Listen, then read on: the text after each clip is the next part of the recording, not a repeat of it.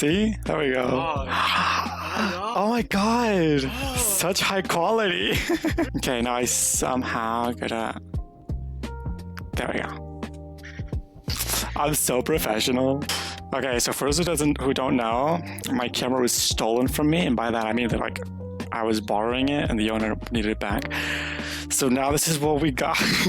Okay, you ready? Yeah. Okay. I'm ready. So to give some context, I have no clue what I'm going to present. Like I did a base presentation, right, with the topics I found important, and then I let this person and Wobo. Wobo. Woo! We love you, Wobo. Wobo. Just do whatever they wanted. If I get canceled, it's his fault. No. It's not my fault. There we go. There we go. I am aware that in the community around me, around us, people are trying to be more feminine, right?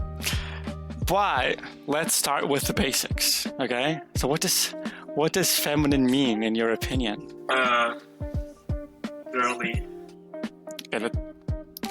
What is girly? Well, feminine. According to Cambridge Dictionary, Nerds, see that? Those are nerds. the definition of femininity is... Do you want to read it for the class? The fact or quality of having characteristics that are traditionally thought of as typical or suitable for a woman. It's very important to know that traditionally means that it changes with culture, right? So femininity is very different depending on the time and place you're at, right? Like ballet is usually seen as a girl sport, but it was usually exclusively for guys, for example. Yeah. There's not really a definition of femininity. And I feel like when people, they got this view, they want to be feminine, it's more like hyper femininity, right? Are you aware what that is? No. Okay, but we're gonna show you. Okay. First of all, I have this example, right? Which is like blue is usually for boys, pink is usually for girls. Right. But like 200 years ago, it used to be the other way around. Right. Because pink is seen as close to red. Like it was seen as like blood colors for guys, like powerful, you know? Yeah. And blue was like soft and for girls. And now it's swapped. And now there's some guys that they see pink and they puke and they cut their wrists if they have to wear pink, right? I used to be one of them. I remember like in school, I had to play as a pig once. I wasn't bothered with being a pig. I was bothered with dressing pink. Real? I cried a lot. So, hyperfemininity, as I was saying, right, is a term used to describe exaggerated feminine qualities. So when you see like e-girls, you know? I know e-girls. Yeah, like me. Belle Delphine. Belle Delphine, exactly. Mia Khalifa. But I don't think she's an e-girl. So, Hannah. if you see like in some shows, right? I've watched this show which was called 100, I think, which is like about these kids that get lost in a post-apocalyptic world. And all the guys looked terrible, but the girls still had eyeliner on, right? And if you notice, that's really common in our culture that like a girl is always wearing makeup. And people are not used to seeing girls without makeup. You know, they think that's manly, that's, they gotta have makeup. Yeah, there's just a toxic view usually on femininity as a whole, and like the patterns that are imposed on women are very harmful.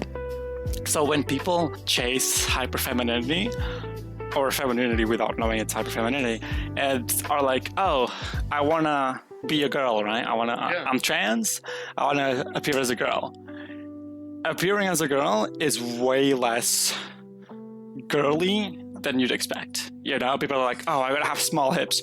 A lot of girls don't have small hips. Yeah. A lot of girls don't have boobies. A lot of girls don't have, I don't know, soft features, right? I was actually looking at your face earlier, and I was like, you have a jaw more similar to a typical girl one than a guy one. So yeah, the point here to make is, I am trying to make a PowerPoint to tell you how to be more feminine, but that's very harmful, okay?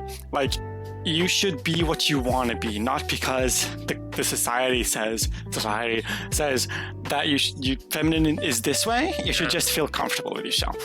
But at the same time, I feel like this warning won't really do much because people still want to chase it, right? So inside like a safe space, I'm trying to share how to get that femininity without actually being harmful for yourself. But just remember, all these factors, if you have none of these, you can still be a girl, a woman, you can still be feminine. It really just depends on what you identify with, okay? You don't need to look a certain way. Game time, everyone! To try to prove this point that femininity is very toxic currently, okay? Like, it used to be defined as a way of empowering women, and it's just turned out to be like, oh, you gotta shave to be feminine. You gotta use makeup to be feminine, you know? It's really important to focus on the fact that you might want these, but once you can actually realize them, you'll probably realize that you don't really need to do them every day. You don't really want to be like that. Don't just focus on being something because society tells you to. You can use these as a guide for kind of where you want to go, but don't make yourself follow them, you know? Because if you don't have all of them, you're still a woman. You can be a woman with short hair. Look at lesbians. So the game here is this a trans woman or a woman? Right? Because there's this big thing of like, oh, you can always tell when it's trans because passing is so hard. But my point is, you have different people every time. It's impossible to tell, right? So is this a trans woman or a cis woman? Yeah, I think she's a normal woman. A normal? You mean cis woman? Cis woman. Okay. This is a cisgender guy. Oh. This is a dude, a cis dude. Yeah. He's about the broski. So this is just to drive in the point that it doesn't matter. Like we have these standards in our head that are really harmful, especially that come from like shows and beauty standards. But in reality, that's not what life is, you know? You can describe all these factors and then a guy suddenly matches with those factors. Let's do the other ones, okay? This time, okay? Okay. First one? The first one? You think this is... What is this person? Trans person. This is a trans woman? Yeah. Okay. This is a cis woman. Oh. You're wrong again. You're 2 for 0. How about this one? That's a trans woman. That is also a cis woman. Fuck! There's no trans woman. Okay, well... The first one, the one on the left. That is a woman. A cis woman? That is a trans woman. The next one is a trans woman. The next one's a trans woman? Next one's cis. The cis woman? Like, you really can't tell. That's the whole point, okay? Like, you can try to guess. Is a cis woman. She is. Good job. Good job. It's really important to like actually realize that trans people a lot of the times are so harsh with themselves to try to pass as a girl. Yeah. When girls are so different and don't follow a certain pattern, you know. Yeah. But let's start with ways to feminize yourself then. Yeah. The big idea, and you'll see all trans girls have like bangs, me included, because it is used to soften your features, to hide your male features, to try to hide features that would usually be associated with manliness, you know? Because it is true that like the bones are different, right? So like letting your hair grow on the side to cover your jaw can make it look more rounded, for example. Yeah. The bangs, for example, can make your brow bone look less defined. It's kind of the idea of them, which is usually more common in guys, right? And also, accessories can be a very good way to feminize yourself because in our culture, women are the ones who use accessories in their head. Guys can have like a cap, and that's it. Maybe like a cowboy hat, nothing else. Like, if you see pins, that's a girl. Makeup, as we said, is very, very common. Not only to give like drawing aspect of the face, like the eyeliner, for example, but it is very used to hide these male features, for example, on the skull. Okay, so there are biological differences in our skull, but you can try to disguise these by using makeup, right? And as you can see, it's usually like harsher on the male side. Like you can see like the jawbone is usually more defined here, like the cheeks, right? So if you look at the actual...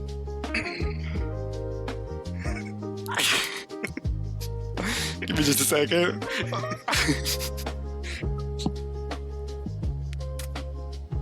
So if you look at the actual makeup that they do when they're trying to look more feminine, it's usually sharpening angles, like the cheek ones and the forehead ones. And if you're trying to do something more feminine, you just like softening stuff.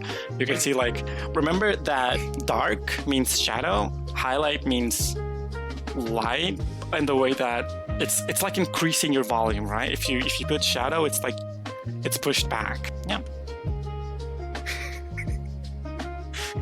Is that Charlie Kirk? I don't know. I've never seen that person in my life. Now, off to clothes. How can you use clothes to be more feminine? First of all, just be better. Like, unfortunately, in our culture, like, men don't really take care of themselves, and girls like really want to look nice, so they learn these things, right? Right. So one thing, if you just look better, you automatically look more feminine, because beauty is associated with femininity, because they are the ones that take care of themselves. You know, like feminine men, like gay men that are kind of feminine, they're seen as beauty standards for women. Like, oh, I want to date someone that looks like that, because they simply take care of themselves. So posture to look more feminine. It is one of the most important aspects for passing is the posture you present, because once again, in our culture, guys aren't really made to have good posture, for example, right? The straighter the posture, the gayer you are. So true. So true. It really is like the better you present yourself, the gayer / more feminine you are. Like self-care is associated with femininity, you know? The picture we have of femininity is usually very exaggerated. So to find this photo, I literally looked up like exaggerated female silhouette, right? Because this is, for example, in drawings, this is what we see, right? And the fan art and stuff, this is what people look like, and it is very unrealistic, so you gotta be careful about that. Other ways of using clothes to appear more feminine is to get those features that are exaggerated in our mind and bring them out. So usually, like, white clothing, for example, makes that part of the body look bigger, and it brings attraction, brings your eyes to it, right?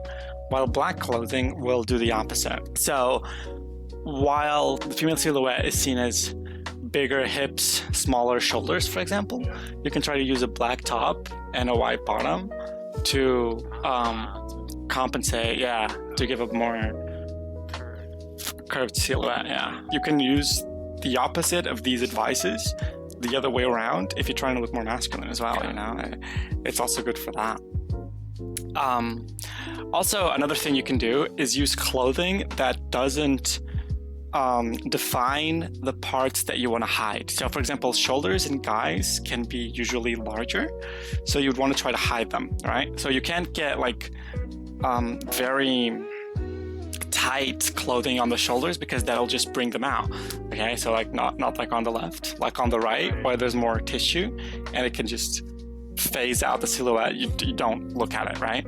Also, I said yes, that's a girl, because like as you've seen before, the jaw of the guy is usually more squarish, and if you look at this jaw, right, it looks like a guyish jaw, but that's a girl.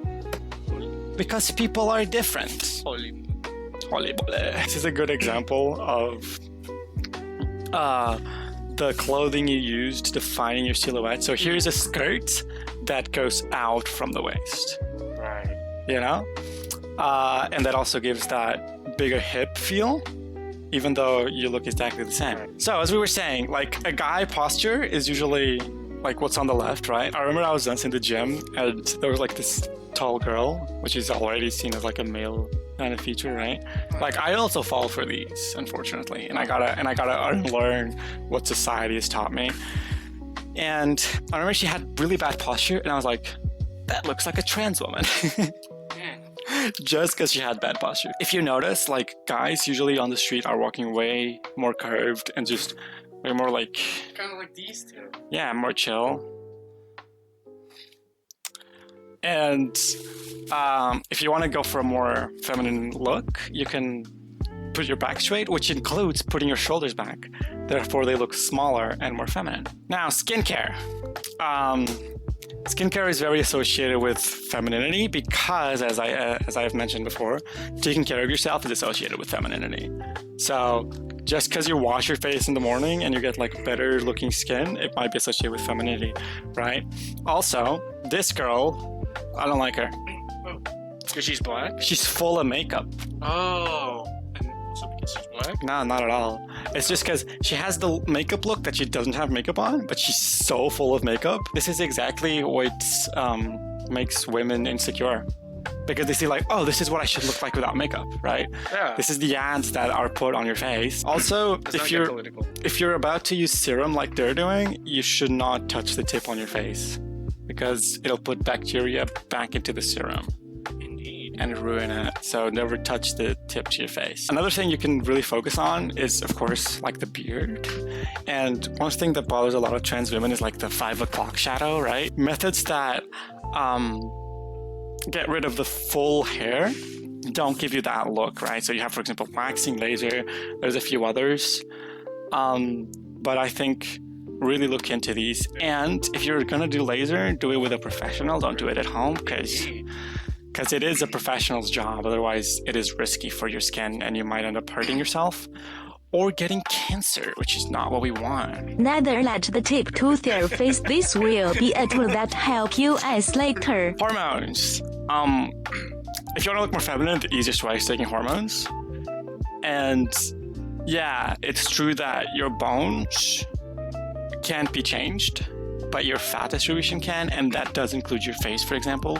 Like trans women experience a more round face usually, as well as in the entire body.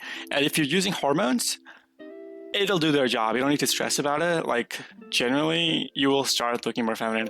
I haven't really noticed because, you know, I look at myself every day, but I get a lot of comments from my family now that haven't seen me in like 2-3 months. They're like, your face looks different. Did you gain weight? And I'm like, no. Just because my face is like more round, for example, right? If you take hormones, literally, they do the job. Those are some of the things that are usually associated with femininity that it gives you, right? Body fat redistribution, decreased muscle mass and strength, softening of the skin, and those other ones don't really matter, but breast growth, of course.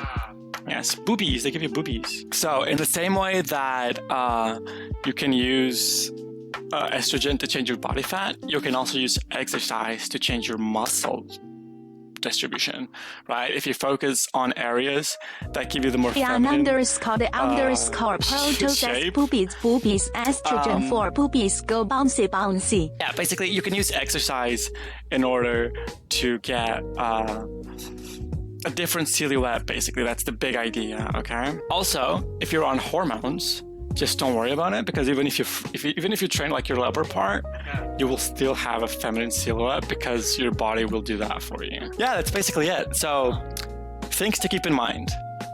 Femininity is a concept that is always changing. You should only try to do what's comfortable for you, and if you don't fill any of these criteria, you're not invalidated for it.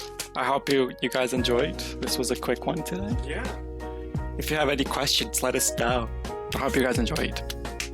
We're gonna have dinner now. Yay, dinner. Dinner. You like dinner? Yeah. You can blink. Cat.